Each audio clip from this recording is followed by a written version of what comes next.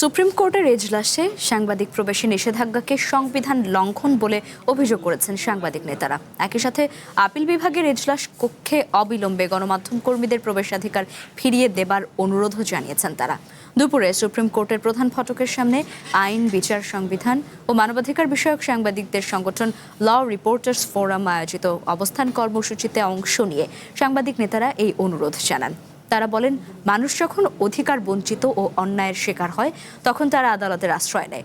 আদালতের দেয়ার রায়, আদেশ এবং আদালত গণমাধ্যমের সাহায্যে দেশের মানুষ জানতে পারে। কিন্তু বর্তমান সরকার দায়িত্ব নেয়ার আগে গত 7 জানুয়ারি থেকে আপিল বিভাগ সহ সুপ্রিম কোর্টের হাইকোর্ট বিভাগের বিভিন্ন বিচারকক্ষে সাংবাদিকদের প্রবেশাধিকার বন্ধ রয়েছে। অবস্থান কর্মসূচিতে আইন বিটের সাংবাদিকরা ছাড়াও সম্পাদক পরিষদ, ডিইউজে, ডিআরইউ নেতারা অংশ নেন। সম্পাদক পরিষদের সভাপতি নুরুল কবির বলেন, সুপ্রিম কোর্টের এজলাসে সাংবাদিকদের দ্রুত প্রবেশাধিকার না দিলে কঠোর কর্মসূচি দেয়া হবে। একজন প্রধান বিচারপতি যখন আদালতকে বিচ্ছিন্ন করে রাখে জনগণের কাছ থেকে, স্বাভাবিকভাবেই তখন সন্দেহের উদ্বেগ হয় কি তার আসলে মতিগতি। মানুষকে জানতে দিতে হবে। আপনার যদি এজলাসে জায়গা কম থাকে, আপনাকে জায়গা বাড়াতে হবে, বা তথ্য প্রযুক্তি সহায়তায় আপনি এটি সাংবাদিকদের কাছে পৌঁছে দিতে পারেন।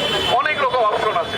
জেদ ধরে গো ধরে থাকা কোনো সমাধান নয়। প্রধান বিচারপতি সে শুভবুদ্ধি উদয় হবে যে আগামী কর্মসূচির আগেই যেন উনি নেতৃবৃন্দের সাথে বসে একটি সমাধানে পৌঁছে।